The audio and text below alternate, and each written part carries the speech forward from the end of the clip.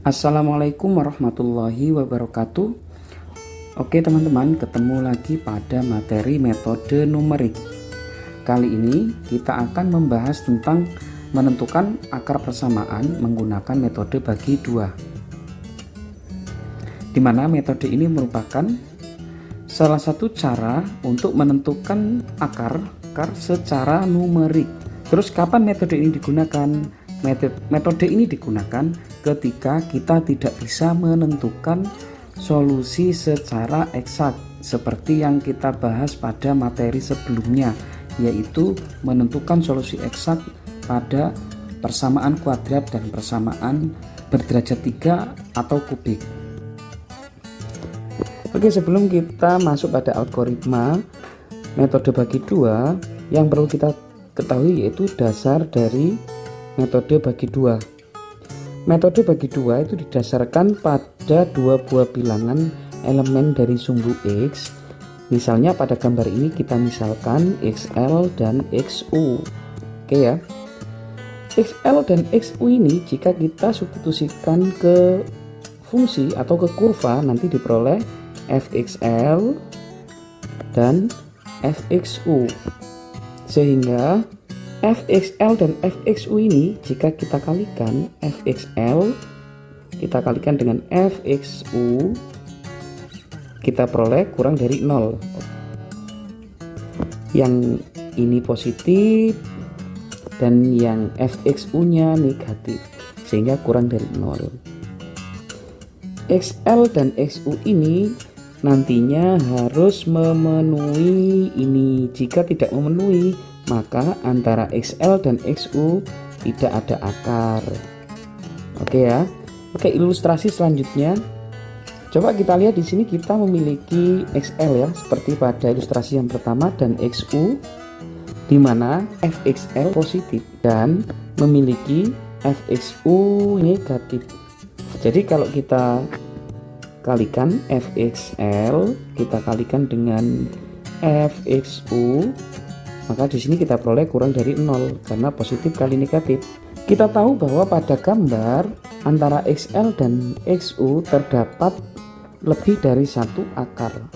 Dari ilustrasi pertama dan yang kedua ini dapat kita simpulkan bahwa dengan melihat pertidaksamaan ini kita bisa menentukan apakah antara XL dan XU itu terdapat akar atau tidak.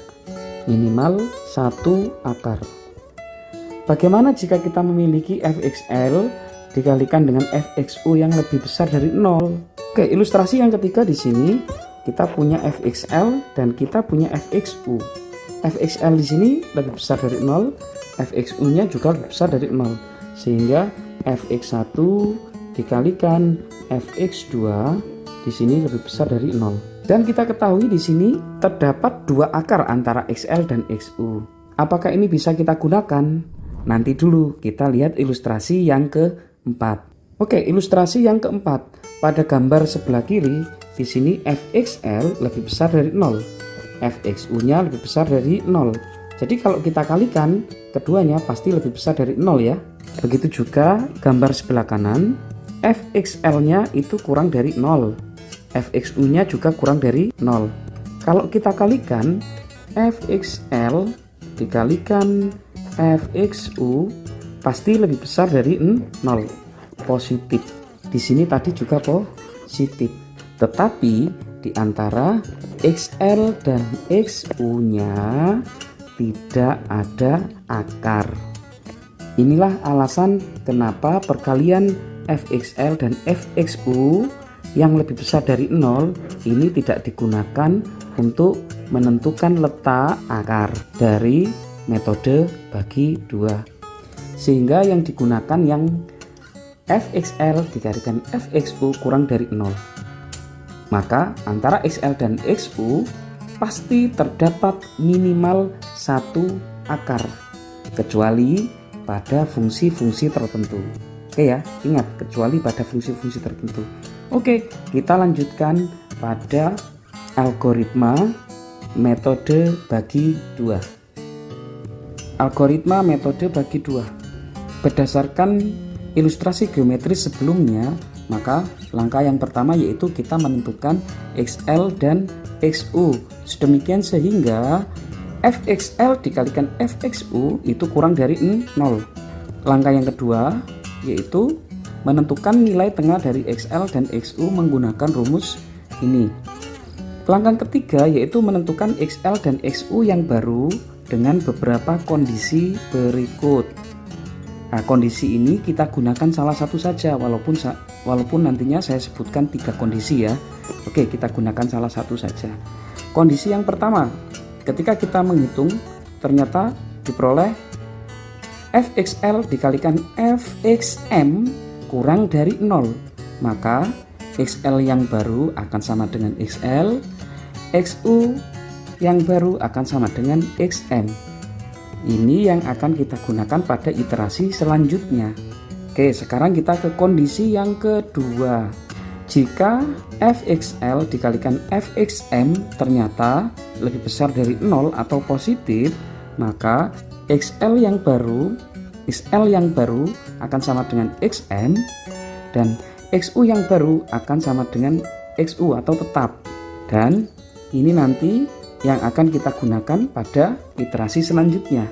Kondisi yang ketiga yaitu FXL dikalikan FXM sama dengan 0.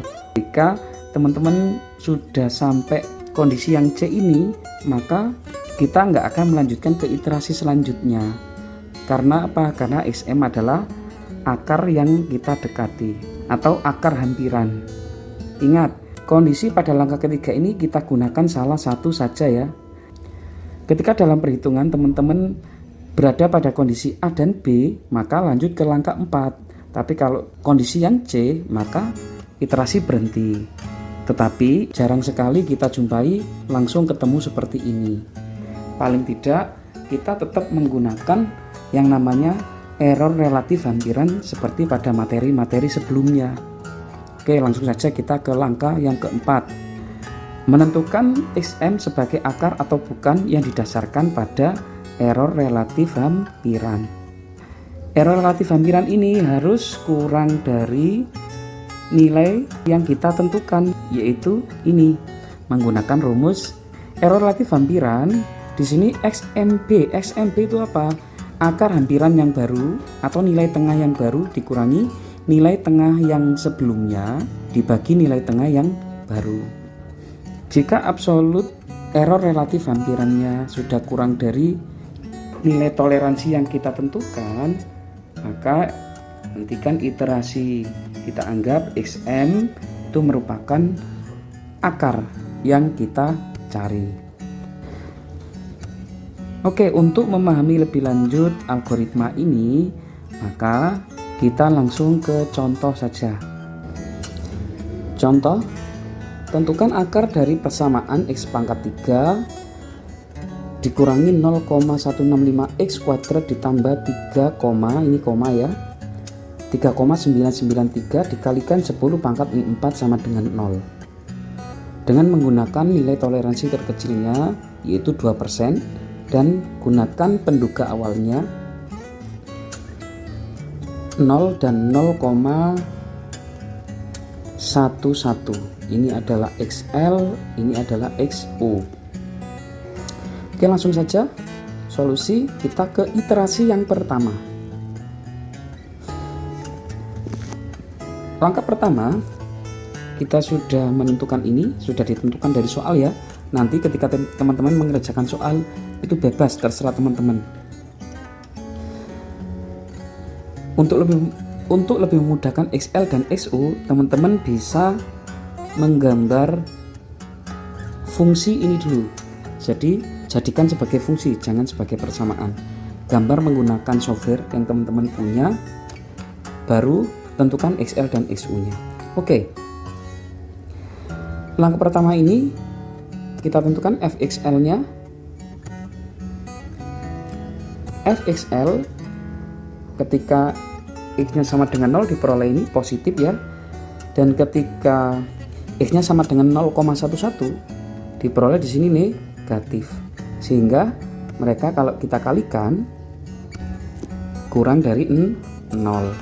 menandakan bahwa antara 0 dan 0,11 ada akar.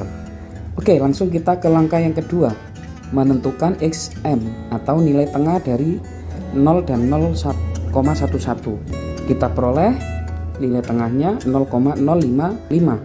Selanjutnya kita ke langkah yang ketiga, yaitu menentukan XL dan XU yang baru, yang nantinya kita gunakan pada iterasi kedua.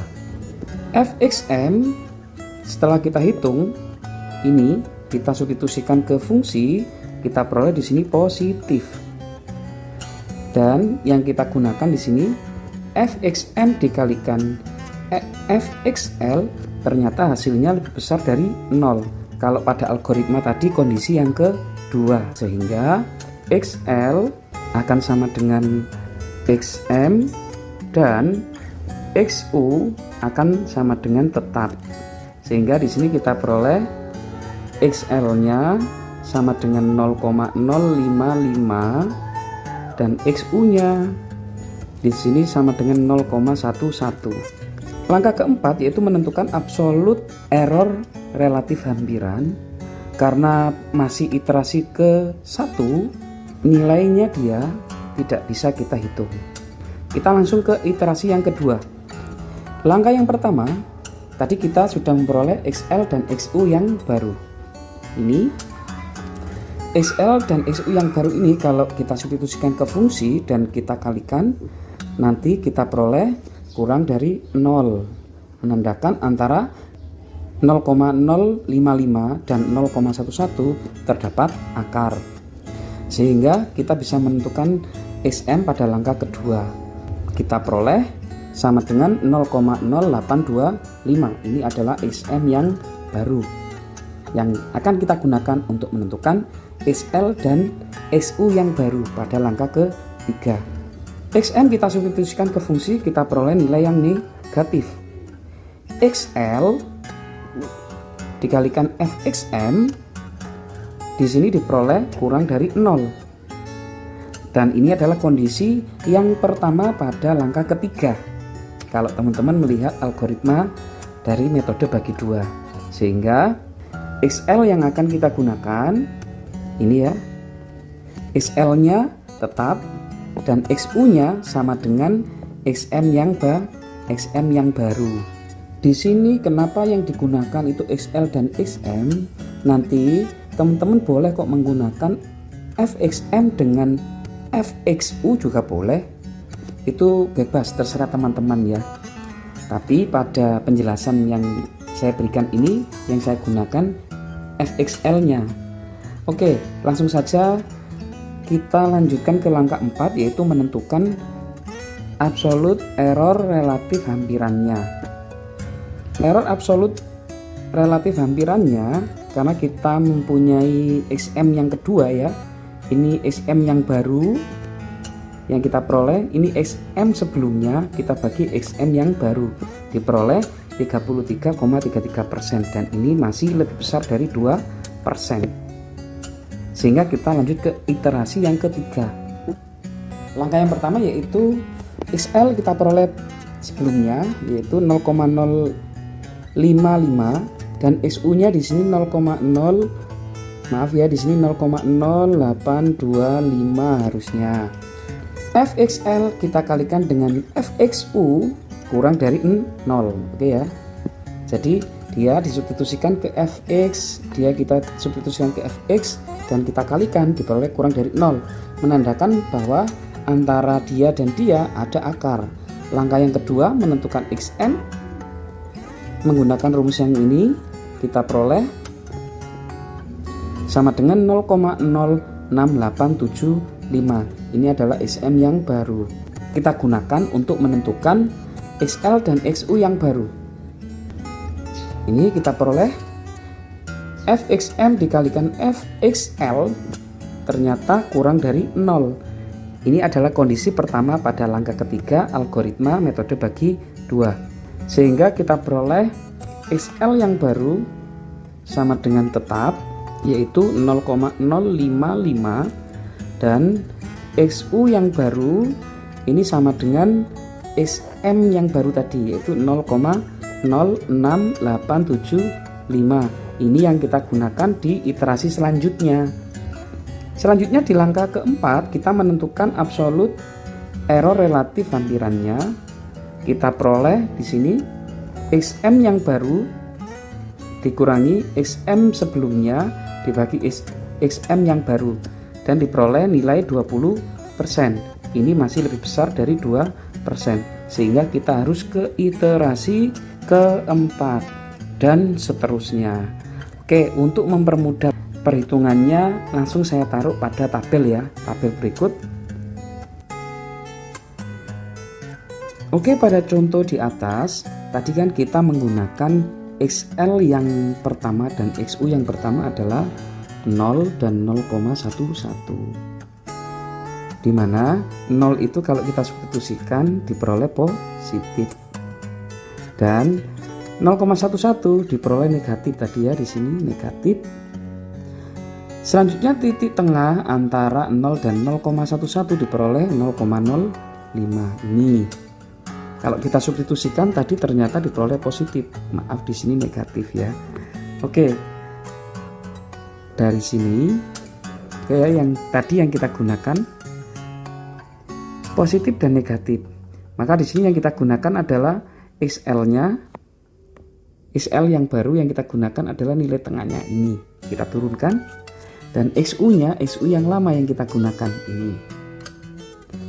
Selanjutnya untuk iterasi yang kedua kita kembali ke langkah yang pertama. 0,055 kita substitusikan bertanda positif ini ya. Terus 0,11 kita substitusikan diperoleh tanda negatif. Selanjutnya kita tentukan titik tengahnya antara 0,05 dengan 0,11 diperoleh ini nilai tengah yang baru. Kalau kita substitusikan ke fx ternyata diperoleh negatif, sehingga yang kita gunakan nanti ini. Di sini XL yang baru sama dengan XL yang sebelumnya dan XU yang baru sama dengan XM. Oke, ini turun ke sini. XL yang 0,05 tadi kita peroleh positif, terus yang ini kita peroleh negatif ya. Dan yang kita gunakan tetap yang ini, pokoknya yang tandanya perlawanan. Nah, di sini nilai tengah antara 0,055 dengan 0,0825 kita peroleh 0,06875. Kalau kita substitusikan ke fungsi ternyata hasilnya negatif, sehingga XL yang baru itu masih sama dengan XL yang sebelumnya dan XU yang baru itu sama dengan XM yang terakhir. Begitu juga seterusnya untuk menentukannya ya. Dan jangan lupa untuk menentukan errornya, error relatifnya menggunakan rumus yang sudah tersedia tadi. Nah, kita ketahui tadi iterasi harus berhenti ketika nilai absolut error relatif hampirannya itu kurang dari nilai toleransi yang kita tentukan, yaitu 2%. Nah, kalau kita lihat di sini yang sudah kurang dari 2% yang mana? Yang sudah kurang dari 2% yang ini. 2% ini ya. Sehingga ini bisa kita sebut sebagai akar yang kita cari. Jadi sampai iterasi 7 saja cukup karena kita menghitungnya kurang dari 2%. Untuk mempercepat perhitungan menggunakan metode bagi dua dan teman-teman tidak lagi menghitung menggunakan kalkulator seperti tugas-tugas sebelumnya, maka mari kita hitung akar dengan menggunakan metode bagi dua ini menggunakan Excel. Nanti setelah rumusnya terbuat, teman-teman tinggal geser seret ke bawah dan selesai. Oke, kita lanjutkan ke Excel. Oke teman-teman, selanjutnya kita akan mencoba menghitung contoh soal yang sudah kita bahas tadi menggunakan Excel ya. Jadi teman-teman tidak perlu menggunakan kalkulator secara manual, terus melakukan seleksi hitungannya juga secara manual gitu ya. Oke, langsung saja, ini tadi contoh soalnya. Sekarang kita buat terlebih dahulu kop dari tabelnya ya. Ini nomor iterasi, ini XL, sini XM, dan yang terakhir XU.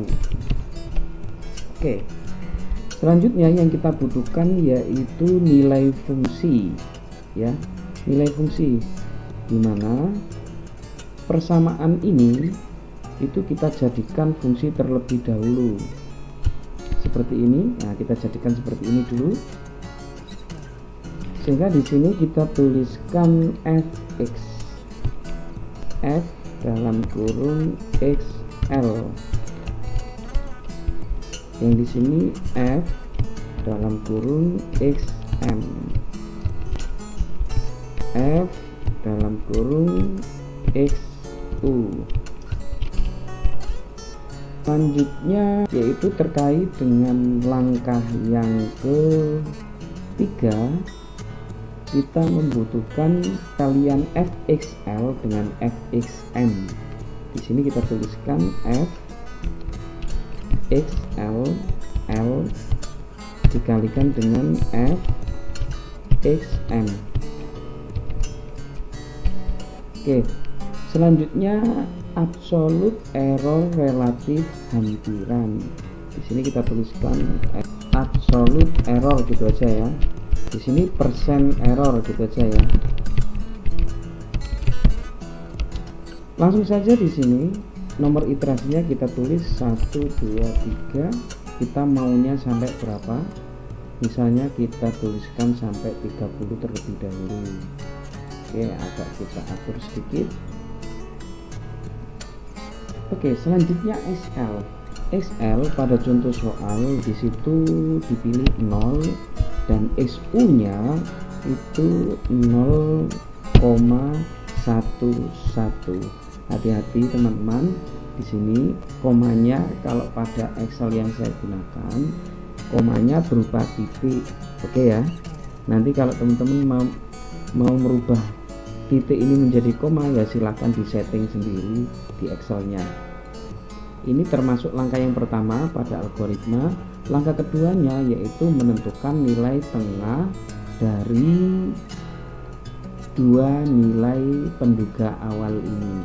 Oke, di SM ini kita tuliskan rumus sama dengan ini, kita klik di bagian B nomor 8 ditambah XU nya ya, yaitu BD nomor 8, kita kasih tutup kurung dibagi 2. Oke, ini rumusnya ya untuk langkah yang kedua. Kita enter. Selanjutnya kita menentukan nilai fxl, yaitu menggunakan rumus ini. Langsung aja kita buat sama dengan X yang ada pada rumus ini kita ganti dengan XL, dimana XL nya berada pada B8. Oke, langsung saja di sini sama dengan kita klik B8, kita pangkat tam 3 dikurangi 0,165 B8 pangkat 2 ditambah 3, ingat ya komanya menggunakan titik, 993 kita kalikan menggunakan bintang, 10 dipangkatkan min 4. Oke, langsung kita enter. Set. Nah, ini kita peroleh fxl sekarang. Buatlah rumus yang sama untuk fxm dan fxu. fxm X nya diganti dengan C8, fxu X nya diganti dengan XU atau D8. Teman-teman bisa menuliskan secara manual di sini atau langsung klik bagian FXL terus kita seret di sini. Selanjutnya kita menentukan FXL dikalikan FXM. Ini dia dikalikan dia. Di sini kita tuliskan sama dengan FXL kita kalikan dengan FXM, enter. Ini nanti kita pakai untuk menentukan XL dan XU yang baru pada langkah yang ketiga secara otomatis tentunya, sehingga teman-teman menyeleksinya tidak secara manual. Oke, selanjutnya absolute error. Pada langkah pertama absolute error tidak bisa kita tentukan, sehingga persen error juga tidak bisa kita tentukan. Langkah pertama atau iterasi pertama sudah kita lakukan. Selanjutnya kita membuat rumus yang bisa menyeleksi XL dan XU yang baru yang digunakan pada iterasi yang kedua, menggunakan perkalian FXL dan FXM. Tetapi nanti teman-teman kalau mau menggunakan perkalian FXL dan FXM ya silahkan. Oke, langsung saja kondisi pertama ya yang kita gunakan, yaitu menggunakan logika jika maka pada Excel. Di sini sama dengan if, kita buka kurung, di situ langsung muncul logika tesnya. Kondisi pertama pada langkah ketiga FXL dikalikan FXM kan harus kurang dari 0. Berarti ini kita klik H8 itu kita buat kurang dari 0. Maka di sini XL-nya tetap kita tuliskan seperti ini, koma. Sekarang yang kita diminta mengisi value if false. Berarti di sini jika H8 ternyata tidak kurang dari 0, ya kita isi yang XM. Oke ya. Oke. Di sini untuk menentukan XL yang baru. Untuk perintah ini nanti teman-teman tolong di setiap Excel kadang berbeda ya. Kalau di komputer saya di sini ada tanda koma ini ya. Ini koma ini. Kalau di komputer teman-teman bisa saja di situ titik koma. Oke ya. Nanti silakan dicoba. Kalau koma nggak bisa berarti ganti aja titik koma. Oke, di sini langsung kita enter. Selesai. Kita dapat 0,05. Selanjutnya pada bagian yang ini juga kita buat sama. Perintahnya sama dengan yang di sini tadi, yaitu sama dengan if buka kurung FXL dikalikan FXM atau H8 kurang dari 0, maka di sini kita tuliskan XM, dan jika H8 tidak kurang dari 0 maka XU-nya tetap. Di sini kita tutup kurung, enter. Selanjutnya di sini ada titik tengah tadi ya. Kan sudah ada rumusnya, tinggal kita geret satu aja. Seret. Kita sudah dapat titik tengah yang baru, dimana ini adalah XL yang baru dan ini SU yang baru. Oke, ini kita seret seperti ini aja. Oke, sekarang kita sudah mendapatkan FXL dan FXM dan FXU. Iterasi kedua sudah kita peroleh, sehingga kita bisa menentukan absolute errornya. Rumusnya di sini sama dengan absolute ABS buka kurung lagi. Di sini M yang baru dikurangi XM yang lama tutup kurung dibagi XM yang baru tutup kurung, enter. Nah, kalau pada contoh soal kan dapatnya 33%. Oke, Karena bentuknya belum persen, maka di sini kita buat sama dengan absolute error ini, kita enter. Selanjutnya kita klik di sini dan tekan tanda persen yang ada pada itu ya, di atas itu. Nah, kita sudah dapat 33%.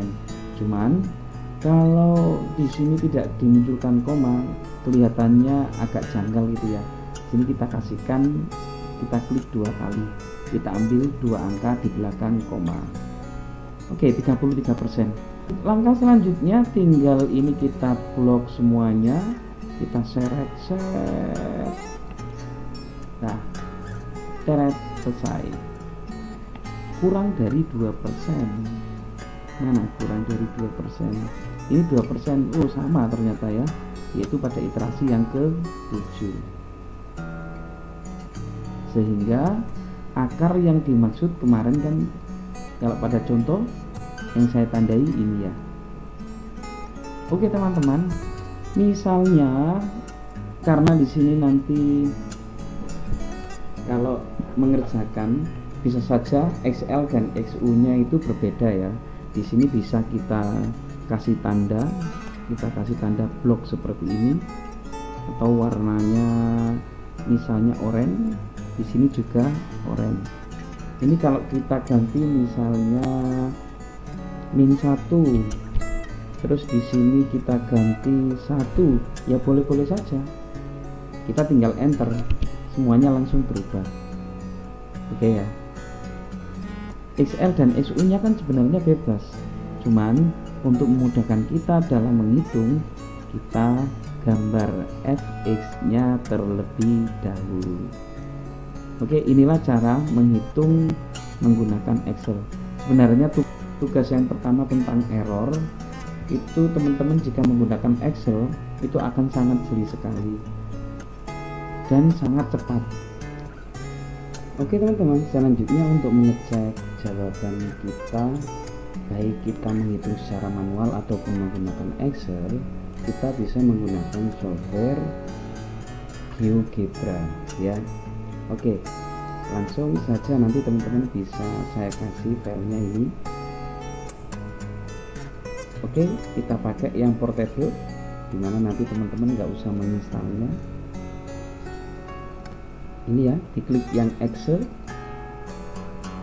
kita tunggu sebentar. Program GeoGebra sudah terbuka. Langsung saja kita ketikkan fungsi ini, dimana fx nya kita ganti dengan y, sama